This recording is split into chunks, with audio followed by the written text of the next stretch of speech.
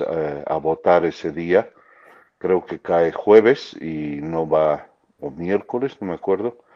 Y entonces, para que no se interrumpan las clases. Adelante, doctora, gracias. Muy bien. Buenos días, doctores. Voy a comenzar con la clase para acabar unos 5 minutitos antes y darles tiempo de llegar a sus centros hospitalarios, por favor. Habíamos quedado en lo que corresponde al acápite número 4 de la historia clínica en cuanto a interrogatorio se refiere, que corresponde a la enfermedad actual. En algunos de los libros de referencia tienen un mnemotécnico muy bonito que nos dice las 4A y las 3C para identificar las características a valorar en un síntoma como motivo de consulta. En este caso, en el 90% dolor, ¿ya? Empezamos siempre a preguntar cuando el paciente viene por este síntoma la localización, dónde le duele. Y si el dolor, una vez de estar localizado, va a algún lugar, y eso llamamos irradiación del dolor. Aquellos factores que lo agravan o que aumentan y también aquellos que lo atenúan. De repente el cambio de posición como factor agravante, el reposo como factor atenuante y los síntomas acompañantes. Por ejemplo, en el caso del dolor abdominal, si este tiene síntomas acompañantes como vómitos, náuseas, deposiciones líquidas, etcétera. Siempre buscamos algún síntoma acompañante, como ocurre también en un dolor precordial de un infarto de miocardio, dolor opresivo que se irradia al miembro superior derecho o izquierdo, perdón, se irradia al dorso, se irradia al cuello. Tiene como factores agravantes, por ejemplo, la actividad física, atenuantes el reposo, síntomas acompañantes la diaforesis, el mal estado general, sensación de muerte inminente, etcétera. Y cuando hablamos de las 3 Cs, hablamos en cuanto a cantidad, más que todo, en vez de cantidad, diríamos nosotros intensidad. Y como vamos a ver, y lo había manifestado también en la anterior clase el doctor Saavedra, la intensidad de este síntoma depende mucho del nivel cultural, el grado de actividad incluso que realiza la persona, el estado emocional de la persona. Acuérdense que el dolor es una manifestación muy subjetiva. Por ejemplo, ustedes si están frente a un examen, están resfriados, los síntomas los van a sentir de repente, de acuerdo al estado emocional en el cual están más marcados, ¿ya? Muy diferente, por ejemplo, aquellas personas, y lo pongo así, las personas de campo, por ejemplo, que son personas que aguantan muchas veces este síntoma dolor y solamente acuden cuando este es intenso. Entonces, ya inclusive el presentar dolor en este tipo de personas nos debe llamar la atención. Muy diferente, diríamos, a las personas citadinas que obviamente consultamos regularmente al médico y cualquier molestia vamos al médico, ¿no? No esperamos generalmente hasta lo último. En cuanto a la calidad, vamos a revisar en acápites posteriores que vamos a ver el carácter, a qué se refiere con carácter y el fenómeno fisiopatológico por detrás que nos va a servir. Y la cronología se refiere a la narración, a la evolución de este síntoma, la periodicidad, el horario y cómo se encuentra, cómo ha evolucionado. Y más que todo, manifestar qué apareció antes y qué apareció después. O sea, tenemos que hacer el resumen de nuestra historia clínica de la enfermedad actual en orden cronológico, como un cuento. ¿Me entienden? Algo importante es, además de no ser absoluta, nos dicen, la medicina es lógica. Y es tan lógica que generalmente se encuentra lo que se busca y se busca lo que se sabe. ¿A qué me refiero con esto? La enfermedad actual, doctores, de repente, es una de las partes más importantes de la historia clínica. 10 minutos, de los 10 minutos, 8 empleen en esta, porque si ustedes hacen una buena anamnesis, una buena enfermedad actual, van a ir a buscar los signos correspondientes. Pero si tenemos equivocado y nos vamos por las nubes, no vamos a saber qué buscar. ¿Y cómo sabemos qué buscar y qué preguntar?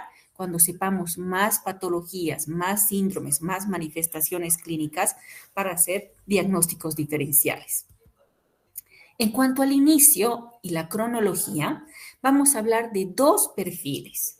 Un paciente que estaba muy bien, pero de manera súbita, un inicio súbito Por ejemplo, el paciente estaba caminando y de manera súbita empieza un dolor precordial intenso. A eso llamamos perfil vascular. Y el perfil vascular, hablando técnicamente, se refiere, para que se acuerden, a algo que se rompió o algo que se tapó. Por ejemplo, una coronaria que se tapó.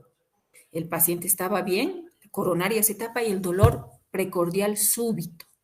Lo mismo, el paciente estaba caminando bien y tiene parálisis o plegia de la mitad del cuerpo. Entonces se tapó la cerebral media. Entonces denota un perfil vascular. El paciente estaba bien y de manera súbita, dolor abdominal intenso, un aneurisma de aorta roto, por ejemplo. Entonces, algo se tapó o algo se rompió. A eso llamamos perfil vascular, aquello que empieza de manera súbita y denota siempre una emergencia. Ojo, que puede haber patologías que pueden ser crónicas, ¿no?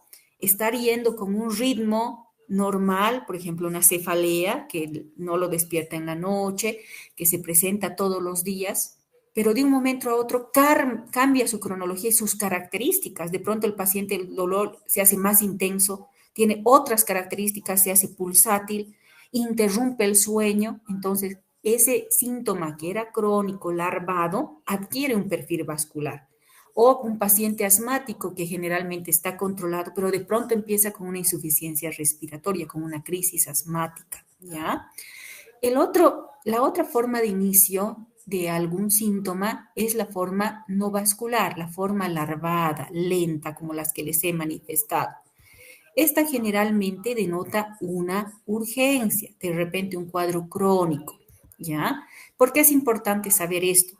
Nos ayuda a diferenciar por la forma de inicio de un síntoma a qué corresponde a una emergencia y qué es una urgencia. Muchos de ustedes van a ser médicos de guardia, van a ser guardias de internos. Entonces, aquel síntoma que denote un perfil vascular de inicio súbito, denota generalmente una emergencia.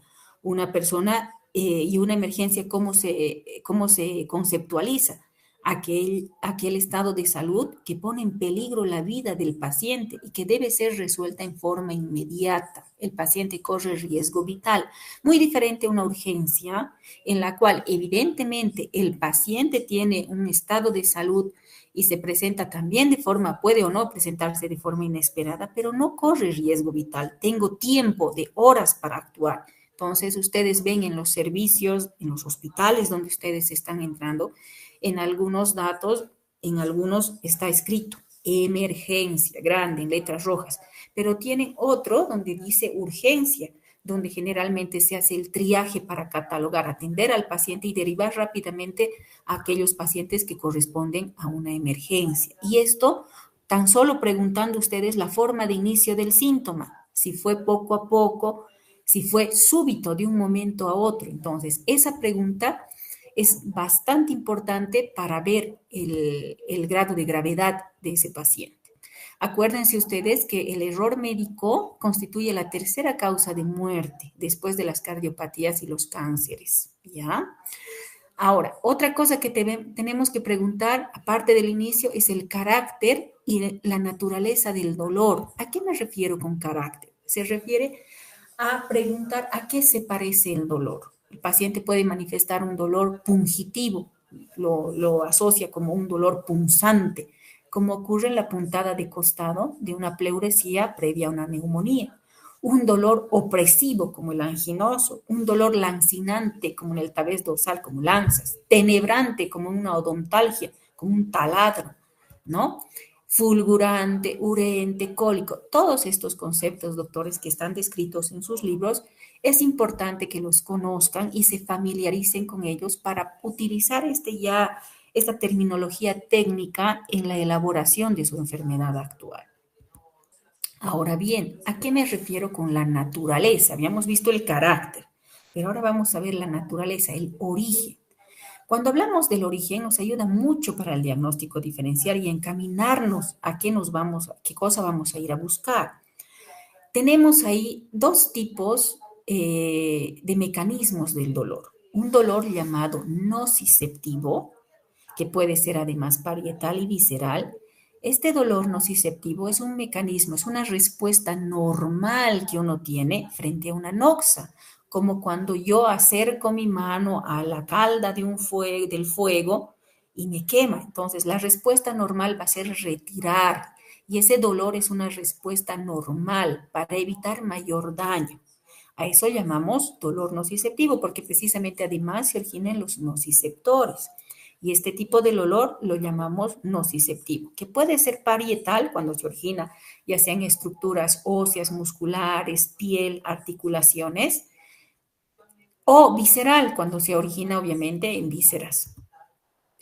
Pero tenemos otro tipo de dolor, que es el dolor neuropático. El dolor neuropático en realidad es una respuesta anormal a la noxa que se produce en los nociceptores. Ahí está alterada las vías de transmisión de ese dolor nociceptivo. Y esa alteración se puede producir a nivel de la transmisión del sistema nervioso central y periférico, es decir, puede estar el daño desde el ganglio de la raíz dorsal, la asta posterior, las vías de transmisión, es decir, se produce una alteración en ese mecanismo de transmisión del dolor. Y es así que el dolor neuropático se constituye una respuesta anormal a la respuesta del nociceptor, donde existe obviamente alteración, no solo en la transmisión, sino en la modulación, en la percepción del dolor. El paciente de repente no va a percibir el roce, va a percibir en vez de roce sensación pungitiva, punzante, urente. ¿Por qué? Porque existe una alteración en la modulación del dolor y es una respuesta anormal, ¿ya? ¿Por qué será importante esto? Incluso para que ustedes cuando vean farmacología, el mecanismo del dolor les va a indicar el tipo de tratamiento que van a realizar. La injuria de cualquier tipo, sea abrasión, sea quemadura, sea fractura, se constituye un dolor nociceptivo, que va a hacer que se liberen mediadores químicos de la inflamación. Por lo tanto, ¿qué vamos a usar ahí para calmar, aliviar ese dolor? Vamos a utilizar AINES, ¿no? Antiinflamatorios que combatan esa inflamación. Y obviamente, una vez que la lesión haya sido reparada, el dolor va a cesar. Muy diferente a lo que ocurre en un dolor neuropático. Al ser una respuesta normal, la alteración fisiopatológica es las vías de transmisión, de repente los AINES no nos van a servir, pero sí nos van a servir anticonvulsivantes, antidepresivos, que nos bloqueen mecanismos GABAérgicos, etcétera, que ustedes lo van a ver en la parte clínica al año mucho más de cerca, ¿ya? Ahora bien, hablando del dolor nociceptivo, parietal, somático. Les había dicho, esto viene de los somas, por eso se llama también dolor somático. Por lo tanto, se va a producir cuando nosotros produzcamos una injuria en la dermis, una herida, por ejemplo, en el músculo, un desgarro muscular, en los huesos o articulaciones, como ocurre en el caso de una fractura. ¿Y cómo es la característica de este dolor? Primero, se transmite por fibras mielínicas. Una vez que se repara la lesión, el dolor cesa. Es una respuesta normal. Y obviamente el paciente va a referir un dolor muy localizado. En el lugar de la fractura, el paciente les va a señalar el dolor. Entonces, esto clínicamente, semiológicamente, les va a ayudar a definir que ese dolor es un dolor somático o nociceptivo parietal. Lo mismo, se está mediado por los receptores mecanorreceptores, nociceptores, que en más detalle han visto ustedes en la parte fisiológica del año pasado. Se transmite por fibras mielínicas, es un dolor agudo, tiene límites precisos, doctores. Y el mecanismo, obviamente, que lo genera van a ser traumatismos, temperaturas extremas, inflamación, ¿ya? Dentro de este grupo también tenemos al otro tipo de dolor llamado visceral, que es un dolor nociceptivo, pero que se genera a todo lo largo de las vísceras. Y ustedes cuando repasan o se acuerdan la parte embriológica, las vísceras se forman por diverticulación y obviamente en sentido cefalocaudal. Y a medida que va desarrollándose el intestino anterior, medio y posterior, también las raíces nerviosas van quedando distantes al lugar de origen. Es por eso que el dolor visceral, como el clásico dolor abdominal, es difuso. Es un dolor mal localizado, muy diferente al dolor nociceptivo parietal, que es bien localizado. Y obviamente el paciente lo refiere generalmente a la línea media. Y nos sirve esto, la parte embriológica, porque las estructuras derivadas del intestino arterial, como el esófago, estómago, duodeno, vesícula biliar, páncreas, el paciente lo va a referir el dolor a la parte epigástrica. Entonces, si tengo un dolor sordo epigástrico, puedo de repente pensar las estructuras estas que puedan estar alteradas. Lo mismo en el intestino medio, que corresponde a la porción distal del duodeno, el yeyuno, ilio, el intestino posterior, el tercio distal del colon transverso, el colon descendente, el colon sigmoides, el recto. Entonces, este dolor sordo, mal localizado, cuando está a nivel epigástrico, puedo pensar que estas estructuras pueden ser el origen. O en el mesogastrio, las estructuras derivadas del intestino medio, o en el hipogastrio, aquellas derivadas del intestino posterior. Entonces, ese conocimiento embriológico es muy importante para ustedes, para definir alguna u otra estructura que pueda estar afectada. Pero ojo, aquí hablamos además de un dolor referido y el dolor irradiado. Y eso ustedes van a aprender de repente con ejemplos. ¿Qué cosa va a desencadenar este dolor?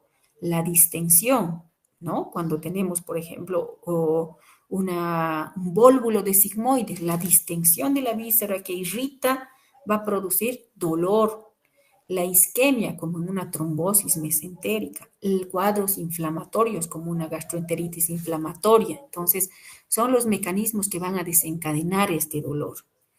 Hablando del dolor referido, esto tiene mucho que ver con la innervación dispersa, diversas estructuras desde el lugar de origen a la parte distal. Ustedes han aprendido en fisiología y ahora más en el cuadro, por ejemplo, de la apendicitis aguda.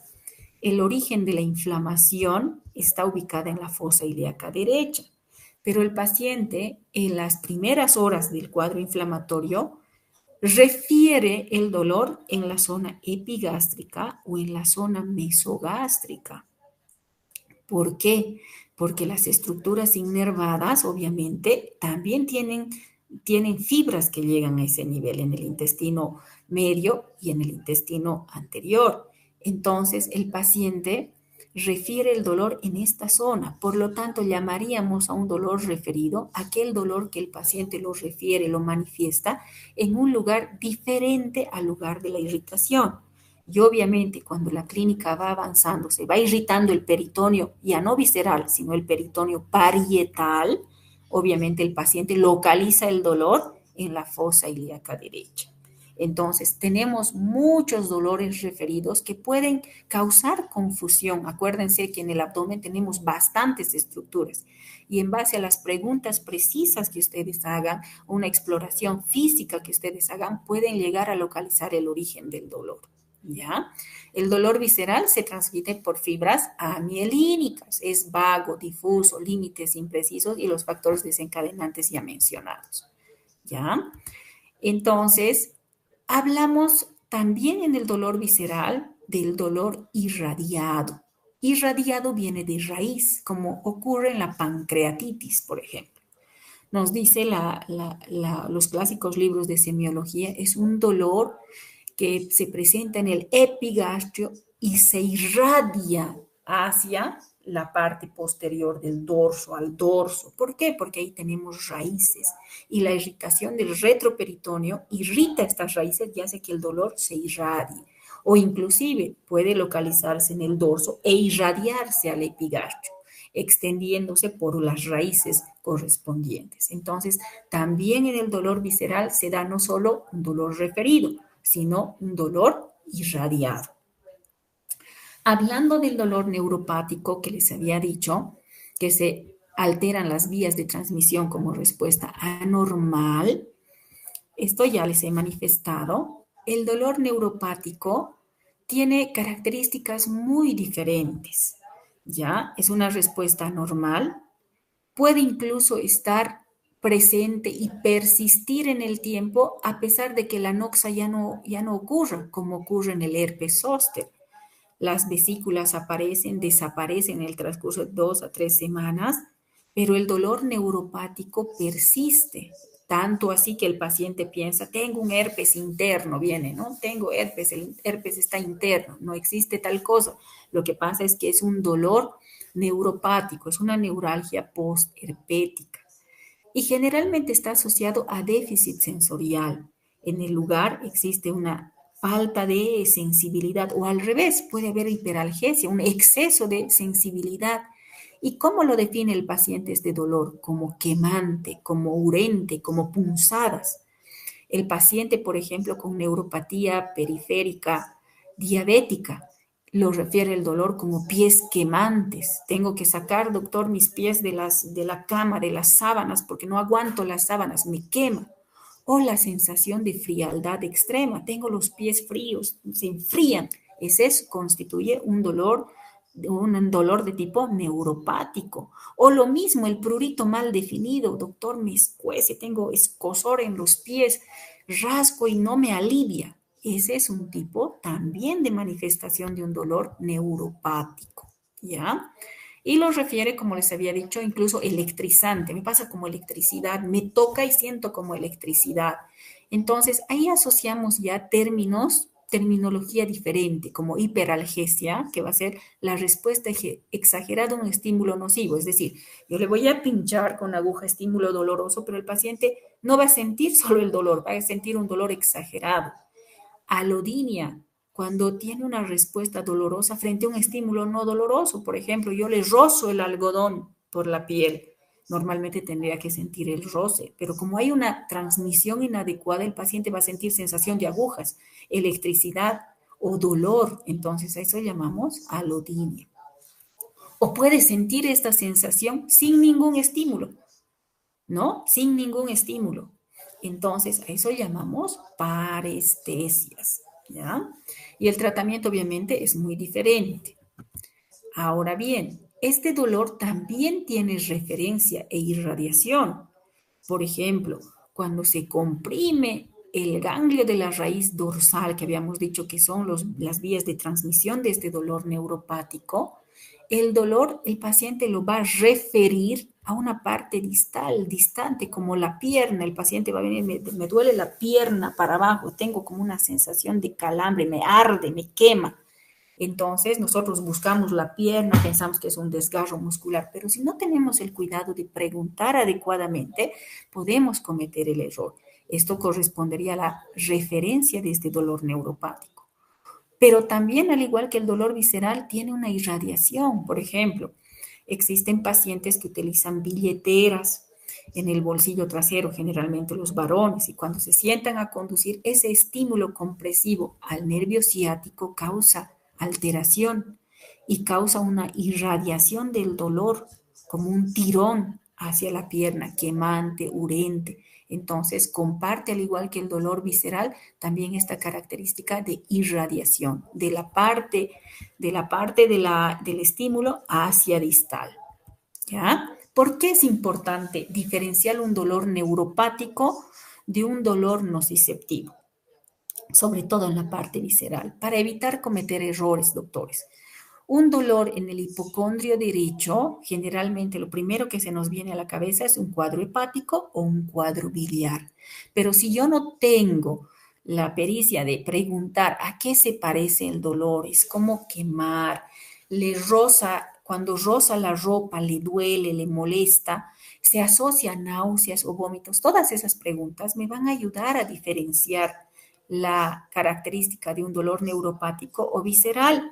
Es así que hemos tenido pacientes que han sido operados de vesícula, han venido con dolor en el hipocondrio derecho y al no preguntar bien, lo que primero que hace uno actualmente es, entre comillas, pedir una ecografía.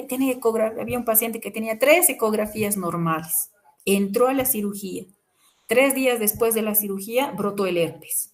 Entonces, ese paciente, el dolor no correspondía a un dolor visceral, correspondía a un dolor neuropático. Entonces, las características siempre pregúntenlas, es como doler. Y al examen físico, revisen si hay alodinia, hay estímulo doloroso, hay hiperalgesia. O si es un dolor visceral, existe el signo de Murphy a la palpación profunda, etcétera, de puntos dolorosos.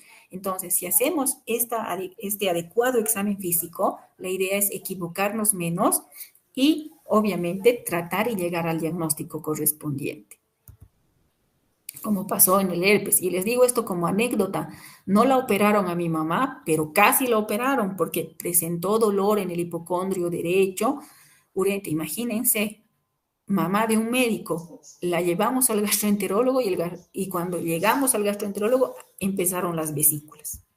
Entonces ese dolor no era de vesícula, era un dolor neuropático, ¿ya?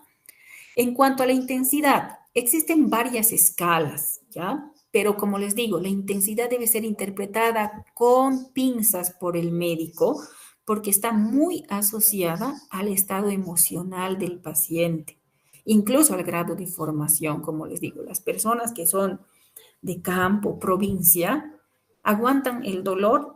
De repente lo que para mí va a ser en una escala 10 de 10, para ellos va a ser un 2 o 3 y van a llegar al hospital cuando realmente tengan un dolor intenso. Hasta eso debo tomar como bandera roja. Y entre ellas tenemos una escala de EVA, donde 1 nos dice 0 es sin dolor y 10 es el máximo dolor que uno puede tener. Entonces decimos, en cuanto a la intensidad, usted, 1 es 0 es sin dolor, 10 es el máximo dolor. ¿Cuánto pone su dolor? Entonces, el paciente nos dirá más o menos cuánto es en intensidad del dolor, ¿no? En cuanto a estudios, se han hecho muchos estudios de utilidad. Obviamente todos son útiles, ¿no? Son válidos, pero ninguno es concluyente. Incluso esto nos dice. ¿Por qué? Porque el investigador es quien debe decidir utilizar en cada caso en función a su experiencia, al objetivo buscado, todas estas características que les digo para catalogar la verdadera intensidad del dolor, ¿no? Ahora, la intensidad del dolor no necesariamente se relaciona con la gravedad, por si acaso, porque obviamente depende mucho del estado emocional. Otra manera de repente que nos puede ayudar en estos casos es valorar la intensidad en cuanto a la actividad diaria que realiza el paciente. Por ejemplo, si hay un dolor de cabeza, una cefalea, pero que no impide las actividades habituales, el asistir a su clase, el dar una clase teórica, lo consideraríamos leve. Moderada ya cuando interfiere la actividad. Necesito de repente un analgésico para poder continuar con la clase o asistir a mi trabajo, etcétera. Pero ya consideramos severo y de bandera roja cuando interfiere con el descanso. Todo dolor que interrumpe el sueño es considerado bandera roja, un dolor malo que debemos descartar. Como les decía antes, nadie viene a la urgencia a las 3 o 4 de la mañana con dolor epigástrico de una gastritis. Debemos pensar que eso es una úlcera penetrada, corresponde a una pancreatitis. Debemos pensar que es algo más que una gastritis. ¿Por qué? Porque está interrumpiendo con el descanso, ¿ya? Pero puede haber motivos de consulta diferentes al dolor, como por ejemplo la sensación de falta de aire. Entonces, los grados, no voy a decir 0, no es respirando bien, y 10 es ya no respirar, ¿no? No puedo. Entonces, ahí, de acuerdo a la actividad física que realiza el paciente previamente, hablamos de disnea, por ejemplo, de grandes esfuerzos, medianos esfuerzos y pequeños esfuerzos cuando el paciente ya no puede peinarse o no puede cepillarse los dientes porque ya tiene falta de aire. Entonces, pero esto, ojo, depende mucho del grado de actividad previa del paciente. Un paciente deportista va a tener de repente disnea de pequeños esfuerzos y grandes esfuerzos muy diferente a que la persona sedentaria, que de repente el subir un piso ya le fatiga, muy diferente a un deportista que sube 5 pisos sin fatigarse. Entonces, antes de catalogar el grado, debemos ver qué actividad física previa realizaba el paciente. Y en todos los síntomas hablamos siempre de las llamadas banderas rojas, ¿ya? Y en este caso del síntoma dolor. Un dolor de inicio súbito, bandera roja. Algo se tapó o algo se rompió. Que interrumpa el sueño. Estoy bien, tengo un dolor de cabeza, me despierto, empieza a doler. Pero todos los dolores que generalmente son benignos ceden con el sueño. Un dolor lumbar, una cefalea. Estoy entre el día con dolor de cabeza, duermo y se pierde el dolor. Pero al contrario, si el dolor no me deja descansar, Me despierta en la noche o en la madrugada, bandera roja. Las edades extremas corresponden a bandera roja. Edades muy tempranas o edades muy tardías, adultos mayores, que no mejoren con el tratamiento convencional, corresponden a una bandera roja. Localizaciones atípicas. Todos hemos tenido dolores lumbares, ¿no? Por alzar peso, hacer una maniobra inesperada, etcétera.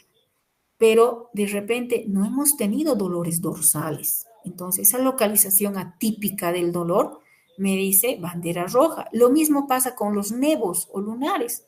Podemos tener efélides, nevos en las zonas expuestas al sol, pero ya cuando la localización es en la planta de los pies, en la palma de las manos, asociadas obviamente a otras características, corresponde a una localización atípica, bandera roja, que altere la condición hemodinámica, es decir, un paciente tiene un dolor torácico de inicio súbito en la madrugada, es un paciente además con comorbilidad diabético, hipertenso, tiene más de 60 años, no mejora con la administración de un analgésico, entonces tiene además irradiación. Todas esas corresponden a banderas rojas y además inestabilidad hemodinámica. ¿A qué me refiero con eso? Altera los signos vitales. Está hipotenso, de repente con presión de 90-50, taquicárdico, está taquipneico con una frecuencia respiratoria mayor a 30, entonces corresponde a banderas rojas y además esta taquicardia, esta hipotensión son los síntomas asociados a ese síntoma de bandera roja que corresponde a una emergencia. ¿Ya? La cronología se refiere a la organización del síntoma que el paciente nos ha manifestado, ¿no? En el orden cronológico, lo más importante es poner en claro qué es lo que ocurrió primero, qué pasó primero y qué vino después para ir asociando y dar el diagnóstico. En muchos casos las narraciones varían. Algunos lo hacen, por ejemplo, por fechas, ¿no? El 27 de abril, después de hacer un esfuerzo físico, que de repente un poquito ya nos ayuda, pero de repente el decir, hace 3 días apareció el dolor abdominal y diarrea, y ayer se agregó fiebre, nos ayuda un poquito más. Como ustedes ven, ¿qué apareció primero? El dolor abdominal y la diarrea. Posteriormente apareció fiebre, ¿no? El decir hace 3 días me ayuda más que decir el 27 de noviembre, etcétera. Pero también las fechas importantes nos ayudan, sobre todo en aquellos cuadros de aparición larvada, como la enfermedad de Parkinson, donde el paciente no se da cuenta cuándo apareció el síntoma. Entonces, de repente asociamos fechas festivas, cerca a la Navidad, cerca al invierno, y esto sobre todo van a ver ustedes cuando roten su campo, ¿no? Cuando vayan a provincia. De hecho, me acuerdo cuando yo pasé mi provincia, tenían un almanaque, la enfermera ya tenía un almanaque de puras fechas festivas de santos, ¿no? De fiestas de los santos. Entonces, allá generalmente en algunas comunidades no tienen un almanaque, no asocian la fecha, sino asocian el solsticio, asocian las fiestas de los santos que tienen allá. Entonces teníamos un almanaque que decía, por la fiesta de tal santo. Entonces, más o menos ha sido en tal fecha o ha sido en tal mes, hace cuánto tiempo ha sido esto. Entonces, nos ayuda. Entonces, el médico debe darse modos para preguntar. Otra ocasión, los pacientes nos dicen, ¿no? Sí, ¿desde cuándo tiene esta molestia? Hace tiempo. Pero ¿cuánto es tiempo? ¿Es un mes, 2 meses, una semana? Entonces, el médico debe hacer ahí una pregunta ya dirigida, ¿hace cuánto? ¿Hace un mes? ¿Hace 2 semanas? Obviamente no vamos a insistir en la fecha, muchos no nos van a decir la fecha, pero sí, el aproximarnos nos ayuda, ¿ya? Resumiendo, la localización, preguntar dónde. El carácter, cómo le duele, pero además el decir cómo le duele nos ayuda a diferenciar un dolor nociceptivo y un dolor neuropático para evitar errores. La intensidad que habíamos visto por las distintas escalas, la variación, si este dolor se ha incrementado, ha disminuido, se ha hecho más frecuente, la irradiación, la referencia del dolor, los factores agravantes, atenuantes, la evolución en el tiempo, y las manifestaciones asociadas, ¿ya? Ahora bien, en muchos de los casos he tenido preguntas de los estudiantes, doctora, y anotamos solo los datos positivos, porque a tal doctor le gusta que anotemos solo lo positivo y a tal doctor le gusta que anotemos lo negativo también. Ustedes, doctores, a medida que vayan adquiriendo experiencia en historias clínicas, van a ver la importancia que en algunos casos es importante también anotar los datos negativos para ir descartando diagnósticos diferenciales. Por ejemplo, un paciente viene con disuria. Motivo de consulta disuria. El paciente presenta disuria desde hace 3 días asociada posteriormente a alza térmica, sin presencia de polaquiuria. Estoy dando un dato negativo. Entonces, esto me ayuda a diferenciar, a ir excluyendo diagnósticos, ¿me entienden? Entonces, ustedes van a ir viendo qué importante también en algunos casos es anotar los síntomas negativos y para qué nos sirve, ¿ya?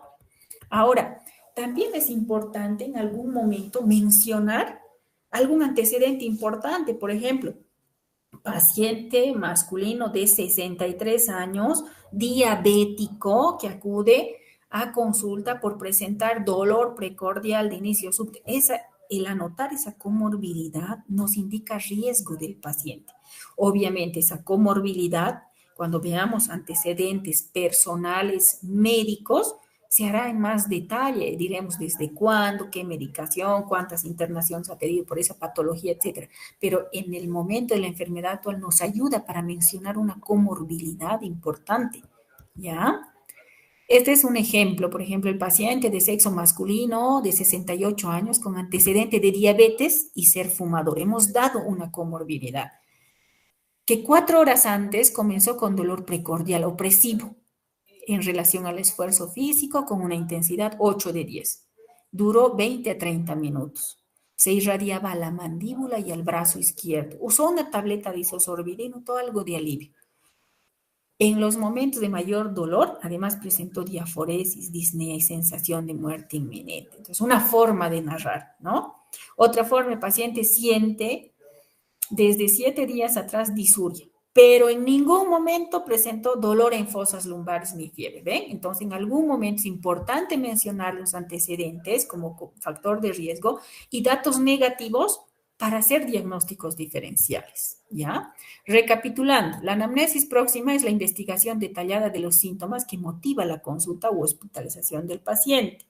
Es una historia ordenada de los síntomas en orden cronológico. Cada uno de los síntomas deben ser exhaustivamente detallados, deben ser caracterizados, individualizados y relacionarlos o no con otros síntomas, ¿ya?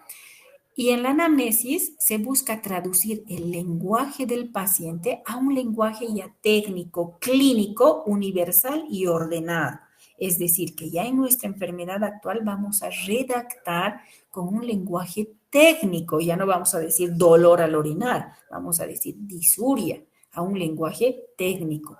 La anamnesis próxima debe ser clara, debe ser precisa, ordenada cronológicamente, legible, sintética y comprensible. No necesariamente tiene que ser la más larga, pero debe ser comprensible, sintética, ordenada. Generalmente, en algún momento, la anamnesis próxima, en una primera etapa, no consigue los diagnósticos, sino que vamos a ir, inclusive en algunos casos, cuando no tenemos el diagnóstico, a hacer la enfermedad actual, la entrevista varias veces, las veces que necesitemos, porque en cada entrevista que hagamos al paciente va a tener un nuevo dato que nos ayuda al diagnóstico, que de repente el paciente no lo tomó en cuenta, lo tomó como algo ligero, pero que para el médico clínico es muy importante, ¿ya? Vamos a ver la anamnesis remota. ¿A qué me refiero en la anamnesis remota? Me refiero a los antecedentes del paciente. Y cuando hablamos de antecedentes médicos, antecedentes quirúrgicos y antecedentes traumáticos, ¿ya? También vamos a encontrar los antecedentes ginecobstétricos, los hábitos y costumbres que tiene el paciente. Antecedentes del uso de medicamentos, y vamos a ver cómo tenemos que anotar si tiene alergias, los antecedentes sociales personales del paciente, las inmunizaciones y obviamente los antecedentes familiares. Dentro de los antecedentes patológicos o mórbidos, hablamos de los antecedentes médicos del paciente. En la actualidad, la hipertensión arterial y la diabetes son enfermedades universales con gran frecuencia. Entonces, ¿cómo debemos mencionar? No solamente en las historias clínicas poner antecedentes mórbidos médicos, diabetes, hipertensión arterial, cardiopatía chagásica. No, doctores. Además de mencionarlos, debemos decir más o menos cuánto tiempo es de la enfermedad.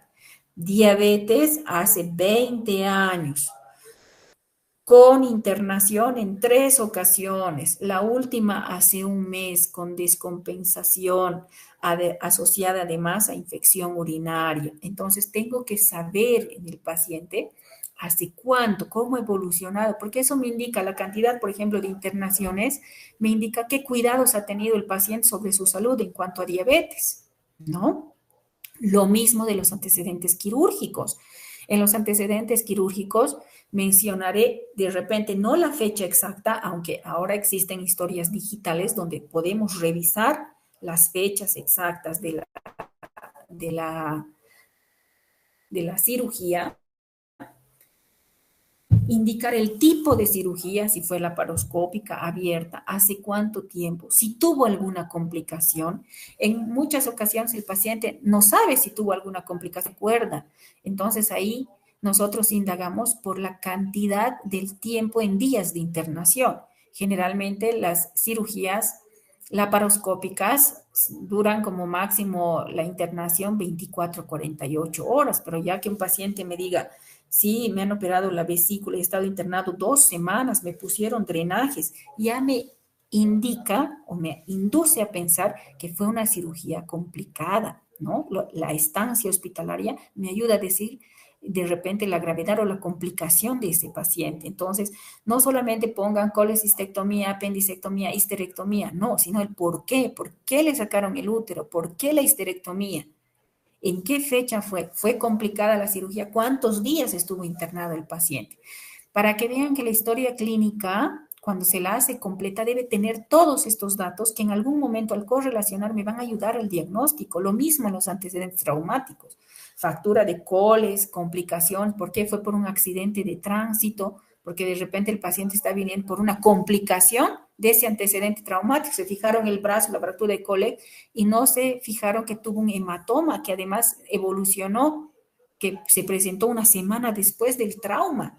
Ahora viene el paciente con trastorno de conciencia y si yo no tengo ese dato previo, no voy a pensar, a eso se refiere.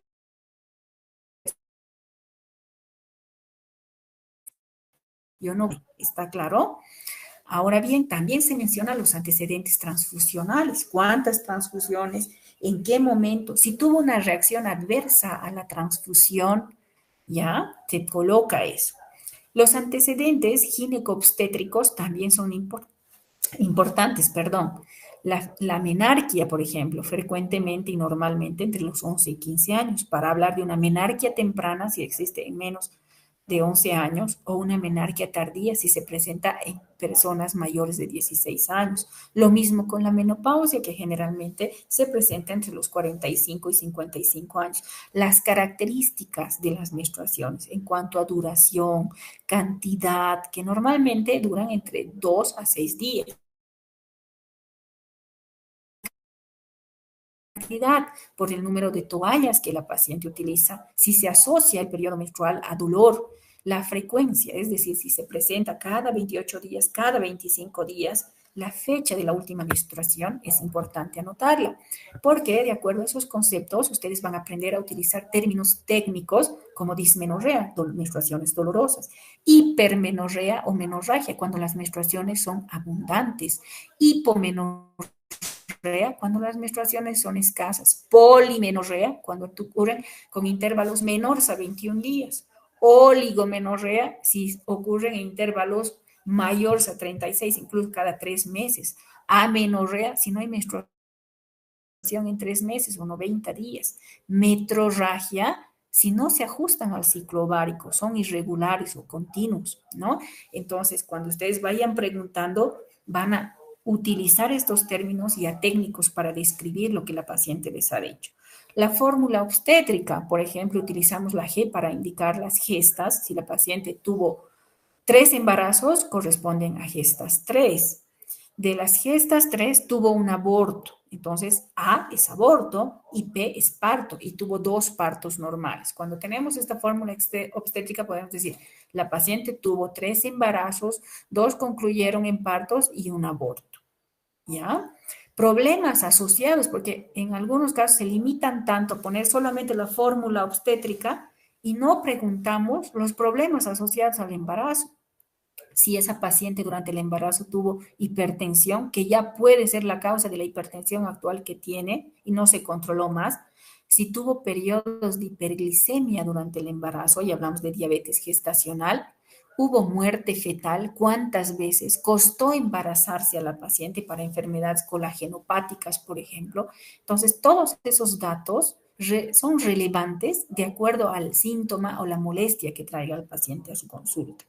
El uso de anticonceptivos, la fecha del último frotis cervical, si hubo o no, la última fecha de la mamografía, qué le dijeron que hubo. Entonces, esos datos no son importantes, ¿ya? Los hábitos, ¿no? ¿Qué hábitos tiene la persona? Dentro de estos, el hábito de fumar, el hábito de ingerir bebidas alcohólicas, el tipo de alimentación que ingiere el paciente, si usa drogas legales o no. Entonces, es importante anotar eso. ¿Por qué es importante el hábito de fumar? Cuando preguntamos, ¿fuma usted? Sí, fumo. ¿Qué fuma? Antes usaban puros, pipas, ¿no? Cigarrillos, o puede fumar sustancias no legales, marihuana, cocaína, que es frecuente. Entonces, a veces uno no quiere preguntar, ¿fuma? Sí, piensan, todos fuman solo cigarrillos y de repente que son ilegales, obviamente, que no sé, en los últimos años de sociedad un poco corrompida, se está haciendo frecuente el uso de sustancias ilegales y se toma como normalidad, pero como médicos tenemos que preguntar, ¿qué fuma? Marihuana, ¿qué? Tenemos que preguntar. Si el paciente no nos dice, debemos hacer una pregunta dirigida. Cigarrillos, ¿usa marihuana? ¿Usa cocaína? Porque el paciente espontáneamente no nos va a decir, ¿ya? Y es importante preguntar los hábitos de fumar para calcular los paquetes año para inducirnos al riesgo que tiene ese paciente de otras patologías como cáncer. Y el paquete año debe estar en todas las historias clínicas, ¿no? Por ejemplo, ¿cómo sacamos esto? Sacamos en el numerador el número de cigarrillos al día sobre 20, que es 20, 20 sale de la cantidad de cigarrillos que generalmente hay en una caja, ¿ya? Una caja tiene 20 cigarrillos.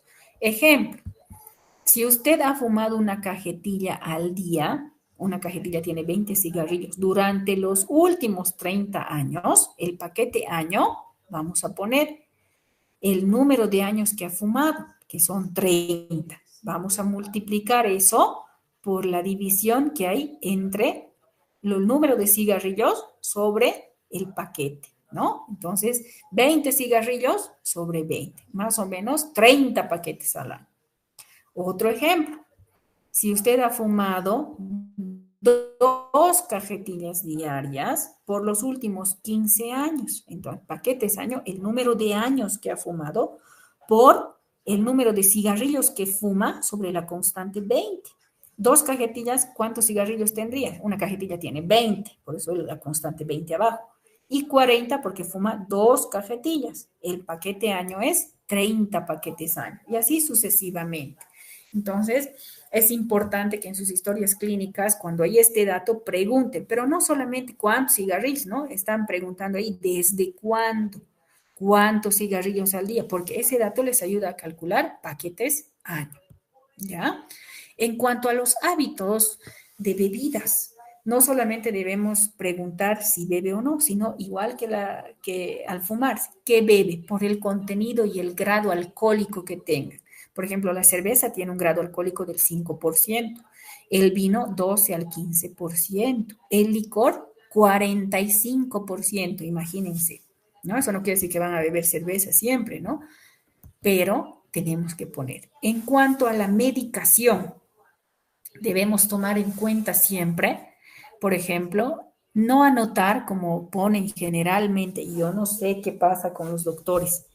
Insinuamos esto tan detalladamente cómo tienen que anotar, pero llegan al internado y es como si nunca hubieran escuchado la clase, nunca hubieran leído, ¿ya? Siempre debemos anotar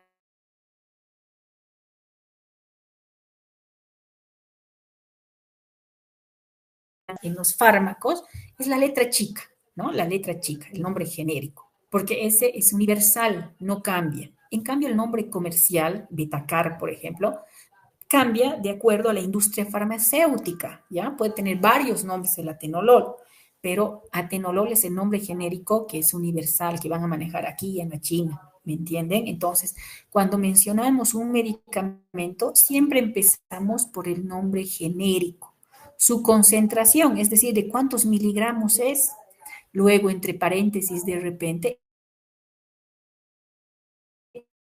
utiliza este medicamento por vía oral, intramuscular, endovenosa. ¿Con qué frecuencia la usa? Cada 6 horas, cada 8 horas, cada 12 y el tiempo que está usando esta medicación.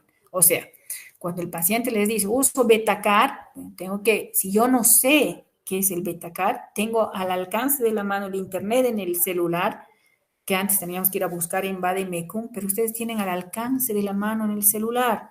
Busquen qué es el Betacar para anotar el nombre genérico, la presentación. Ojo que en algunos casos el paciente puede no saber la presentación, pero el anotar el nombre genérico, el nombre comercial y averiguar, en muchos de los casos es imprescindible decir, tráigame por favor usted la caja de los medicamentos, todos los medicamentos que usa. Entonces el paciente tiene guardado las cajitas de los medicamentos. Es importante que ustedes investiguen. Anotamos, atenolol, por ejemplo, 50 miligramos, nombre comercial Betacar. Toma una tableta cada mañana. ¿Cuánto tiempo? Un año. Entonces, la descripción de cada fármaco que el paciente consume debe ser esta. Atorvastatina de 10 miligramos, nombre comercial Lipitor, una tableta con la comida, 2 años. Lisinopril 10 miligramos, nombre comercial Acerdil, una tableta cada mañana, un año. O amoxicilina, un antibiótico de 850 miligramos con el nombre comercial hasta hace una semana atrás. Entonces, es importante mencionar así los medicamentos, no poner toma losartán, atenolol, metformina. No, doctores. Y ustedes van a revisar las historias clínicas, ya lo han estado haciendo en la primera clase. Entonces, la idea es que ustedes mejoren, porque esto que les estamos diciendo lo vamos repitiendo año tras año. ¿Ya? Alergias, es importante ver si tiene alergias a medicamentos, alimentos, sustancias que están en el medio ambiente, como pólenes en el paciente asmático con rinitis alérgica, sustancias que entran en contacto con la piel, picaduras, ya sea de avispas, abejas, para hacer que el paciente cambie de lugar de trabajo, por ejemplo, si está expuesto a esto en su trabajo, y que se van a manifestar desde simples lesiones hasta necrólisis epidérmica tóxica, ¿no? Entonces, con algunos fármacos. ¿Por qué es importante el cuadro, el preguntar las alergias no solo a medicamentos? Porque nos indica ya una atopía del paciente, algo atípico en el paciente, no solo en el cuadro de contacto,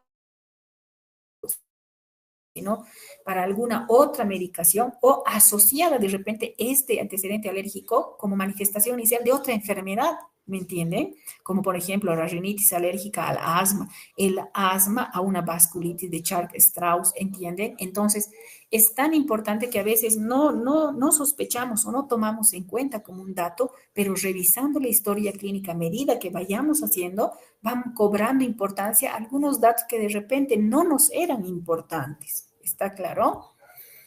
Los antecedentes sociales y personales. ¿Cómo preguntamos esto? Porque ustedes van a ver en las historias clínicas la repetición de vivienda, ¿cómo ponen? Vivienda urbana, agua y luz y listo, ¿no? Ya no ponen los hábitos, las costumbres del paciente. ¿Y cómo preguntamos estos antecedentes sociales?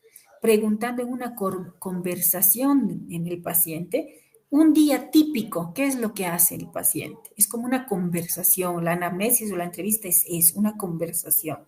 ¿Dónde vive usted? ¿En qué zona vive? ¿Cuántos cuartos tiene la vivienda? Cada uno de los integrantes, ¿cuántos son? Cada uno tiene el cuarto propio, cuentan con una cocina, es a gas domiciliario, o sea, ir preguntando detalles para el paciente. ¿Y para qué hábitos tiene el paciente? Es un día típico. A ver usted, ¿a qué hora se levanta? Toma el desayuno, almuerza, cena. ¿Qué generalmente usted desayuna? A ver, hoy, ¿qué ha desayunado? Ayer, ¿qué almorzó? A ver, el fin de semana, ¿qué realizó usted como actividad? Entonces, un día típico del paciente me va a ayudar a decir cómo se desenvuelve ese paciente, incluso en el trabajo, porque cuando uno pregunta estos antecedentes, es importante el medio que rodea como factor desencadenante o adyuvante en el cuadro infeccioso o en el cuadro mórbido del paciente, no necesariamente infeccioso, ¿ya? Si dispone el paciente, qué profesión tiene, se desempeña en esa profesión, cómo se siente en el ambiente de trabajo, cuenta con un seguro social, cuál es la situación laboral del paciente, qué creencias tiene el paciente en cuanto a su religiosidad, etcétera, que habíamos dicho que se relaciona mucho con los hábitos. Entonces, es importante esto porque muchos de estos antecedentes sociales, de trabajo, etcétera, influyen en el estado mórbido del paciente, para bien o para mal, que el paciente, que el médico tiene que tener en cuenta a la hora de hacer un diagnóstico, a la hora de definir el paciente, el cambio inclusive de trabajo, de un área de trabajo a otro, ¿no? Las inmunizaciones que ustedes tienen ya han visto en medicina social y van a ver en epidemiología, ¿no? El esquema PAI de las vacunas de adultos, de niños, etcétera, que es importante si hay cuadros alérgicos asociados. Actualmente ha habido una época de personas que han inducido a no vacunarse y es así que enfermedades que se consideraban erradicadas como el sarampión, por ejemplo, han vuelto a aparecer. Entonces, es importante preguntar eso. Los antecedentes familiares, ¿no? Los antecedentes familiares. Creo que ya estoy para acabar la clase, chicos. A ver, no. Los antecedentes familiares, vamos a ver siempre empezando por los familiares de primer grado, ¿no? El papá, la mamá, por ejemplo, si es una persona en edad menor, no es adulta mayor. Si fuera adulta mayor, los hijos, etcétera, el esposo de repente, de acuerdo al grado de consanguinidad también, ¿no? Los hijos, hermanos, padres, abuelos, luego tíos, ¿no? Los primos de ser posible. Entonces siempre vamos de acuerdo al grado de consanguinidad. ¿Para qué? Para ver aquellas enfermedades que tienen transmisión congénica, cardiopatías, diabetes, hipertensión arterial, úlcera péptica, neoplasias como la de colon, ¿no? De mama, enfermedades infecciosas que puede estar cursando, por ejemplo, el hermano que puede haber contagiado al paciente y ese ser la manifestación de la enfermedad. En el caso de muerte, hay que averiguar la causa de muerte, la edad de los fallecidos. No es corriente encontrar un fallecido a los 15 años por un infarto, por ejemplo. Entonces debemos indagar la posible causa o relacionar ese dato muy positivo para la morbilidad actual del paciente. ¿Ya? La revisión por sistemas es una anamnesis dirigida que se relaciona con la enfermedad actual o no. Es una anamnesis dirigida que en ningún momento reemplaza a un buen interrogatorio. No es examen físico, ¿ya? Forma parte de la anamnesis, entonces del interrogatorio, y se correlaciona siempre con la enfermedad actual. Por ejemplo, un paciente varón viene por un cuadro típico infeccioso de infección urinaria.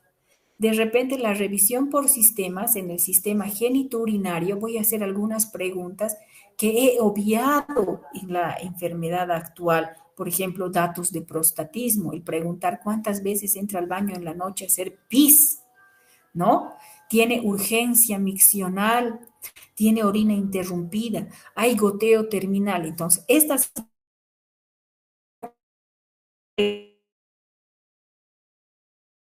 dirigidas a la edad actual a poder ver la causa de esa infección urinaria, ¿me entienden? Entonces, la revisión por sistemas va a ser enriquecedora en la medida que ustedes hagan preguntas dirigidas relacionadas a su enfermedad actual o de repente inclusive sacan otros datos de otros padecimientos por los cuales el paciente no ha venido y tienen diagnósticos alternativos o sumatorios, ¿ya?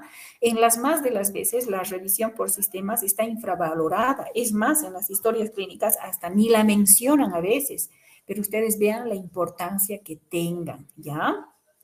También estos síntomas pueden llevar el mismo tiempo de evolución cuando van preguntando en la enfermedad actual o puede que el paciente los haya olvidado, por eso es una anamnesis dirigida, ¿ya?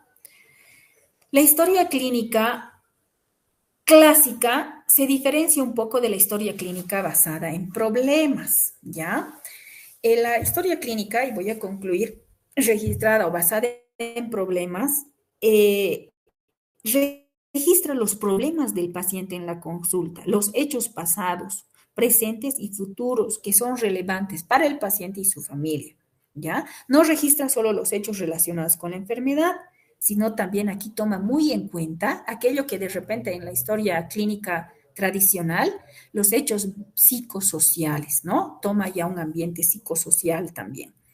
Y además sirve para facilitar la continuidad de otro médico, de los otros integrantes del servicio de salud, ¿ya?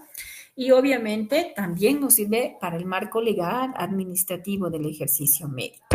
Existen tres partes en esta historia, perdón, voy a concluir. Los datos básicos, ¿no? Una lista de problemas y las notas de evolución. Ustedes van a ver que esta historia clínica basada en problemas generalmente es la historia que utilizamos en la consulta externa, ¿no? Muy diferente a las historias de internación que ustedes están viendo, con datos obviamente relacionados, ¿no? ¿Qué es un problema? Un problema se define como toda situación del paciente o su familia que requiere acción por parte del médico o algún miembro del equipo, por algún miembro del equipo de salud, ¿ya? Y esto se va enunciando en problemas, ¿no? Y vean ustedes acá un modelo de problemas, ¿ya? Voy a quedar aquí, doctores, me falta muy poco.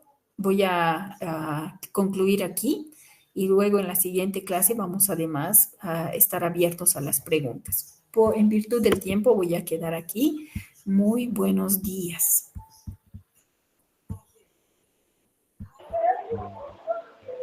Muchas gracias, doctora. Hasta luego, doctores.